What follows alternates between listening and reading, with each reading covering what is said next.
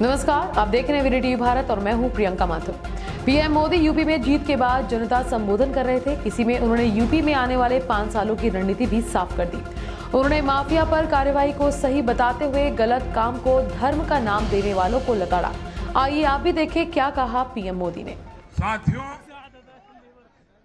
आज एक और विषय में देश के लोगों के सामने रखना चाहता हूं। ये विषय है भ्रष्टाचार के खिलाफ कार्रवाई को रोकने की साजिश। आप मुझे बताइए साथियों, क्या भ्रष्टाचार के खिलाफ कार्रवाई होनी चाहिए कि नहीं होनी चाहिए? भ्रष्टाचार करने वालों पर कड़ी कार्रवाई होनी चाहिए कि नहीं होनी चाहिए? ये भ्रष्टाचार रूपी दिमाग देश में से नष्ट होनी चाहिए कि नहीं होनी चाहिए? साथियों, हमारे देश में भ्रष्टाचार के खिलाफ लोगों में, भ्रष्टाचारियों के खिलाफ ऐसे लोगों के प्रति एक भयंकर नफरत का भाव रहता है। देश की गाढ़ी कमाई को लूटकर अपनी तिजोरी भरने की ये प्रवृत्ति कुछ लोगों की पहचान के साथ जुड़ गई है। भारतीय जनता पार्टी 2014 में एक ईमानदार सरकार का वायदा करके चुनाव जीती थी और हमारी ईमानदारी को देखकर 2019 में जनता ने हमें और ज्यादा आशीर्वाद दिया।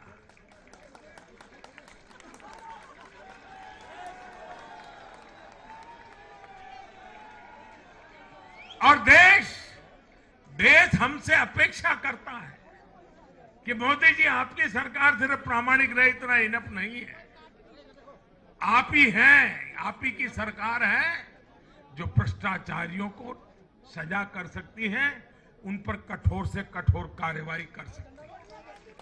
मुझे बताइए, जनता की इस अपेक्षा को मुझे पूरा करना चाहिए कि नहीं करना चाहिए? जनता की आशा आकांक्षा के लिए सरकार ने जिम्मेवार व्यवहार करना चाहिए कि नहीं करना चाहिए?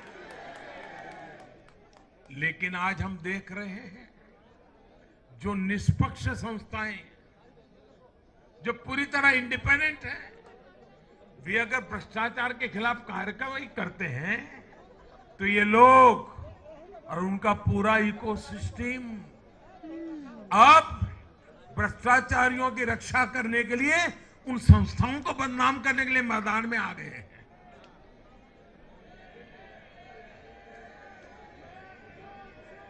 ये देश का कितना बड़ा दुर्भाग्य है कि घोटालों से घिरे लोग एकजुट होकर अब अपनी इकोसिस्टम की मदद से इन संस्थाओं पर ही दबाव बनाने लगे हैं। जांच एजेंसियों को रोकने के लिए ये लोग अपने इकोसिस्टम के साथ मिलकर नए नए तरीके खोजते हैं। इन लोगों को देश की न्यायपालिका पर भी भरोसा नहीं है। पहले हजारों करोड़ रुपए का भ्रष्टाचार करो, फिर जांच भी नहीं होने दो, और जांच करे तो उस पर दबाव बनाओ। ये इन लोगों की प्रवृत्ति है। और देश के लोगों को एक और बात पर मैं ध्यान देना के लिए आकर्षित करना चाहता हूं। ये लोग किसी भ्रष्टाचारी पर कार्रवाई होते ही उसे धर्म का रंग देते हैं, प्रदेश का रंग दे देते हैं, जाति का रंग देने लगते हैं।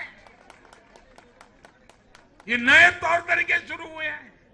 किसी माफिया के खिलाफ अदालत कोई फैसला सुना देती है तो भी उसे ये लोग धर्म और जाति से जोड़ देते हैं।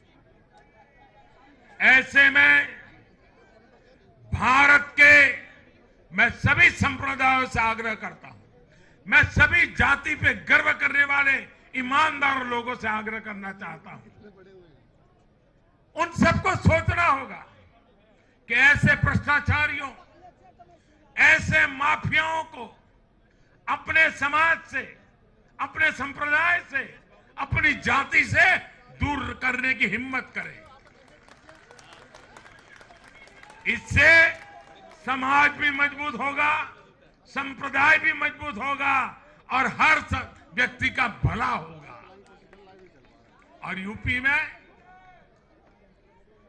में हमारी विजय का एक कारण यह भी है कि वहां के लोगों ने कई दशकों से ऐसी राजनीति का बहुत नुकसान सहा है। मैं बनारस का सांसद होने के नाते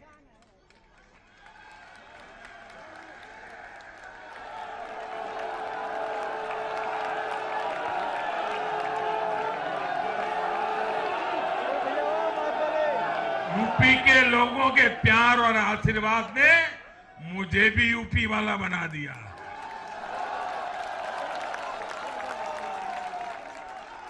मैं बनारस का सांसद होने के नाते मेरे अनुभव से कह सकता हूं, यूपी के लोग ये बात समझ चुके हैं कि जाति को बदनाम करने वालों से, संप्रदाय को बदनाम करने वालों से अब दूर रहना है और राज्य के विकास को ही सर्वोच्च प्राथमिकता देनी है। साथियों, इन चुनावों में मैंने लगातार विकास की बात की। गरीबों को घर, गरीबों को राशन, वैक्सीन, आधुनिक इंफ्रास्ट्रक्चर, हर विषय पर भाजपा का विजन लोगों के सामने रखा। इसके साथ ही जिस एक बात पर मैंने सबसे ज्यादा चिंता जताई थी वो थी गौर परिवारवाद। मैंने राज्यों के लोगों को बताया कि कैसे मैं किसी परिवार के खिलाफ नहीं हूं, न ही मेरे किसी की व्यक्तिगत दुश्मनी है। मैं लोकतंत्र की चिंता करता हूं और मैं सभी ज्ञानियों को कहता हूं, जरा लोकतंत्र के तराजू पर इन चीजों को तोल के देखो।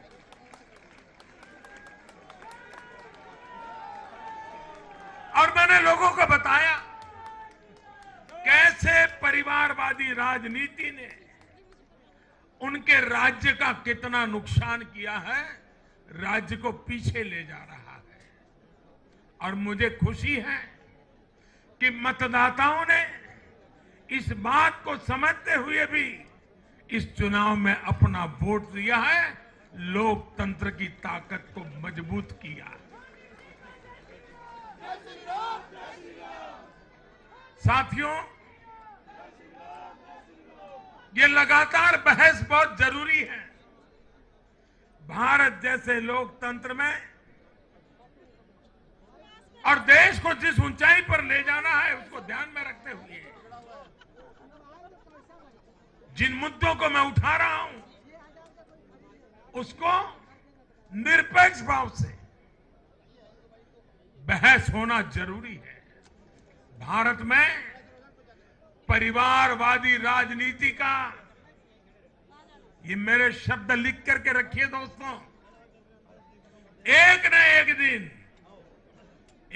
एक दिन ऐसा आएगा जब भारत में परिवारवादी राजनीति का सूर्यास्त ये देश के नागरिक करके रहेंगे।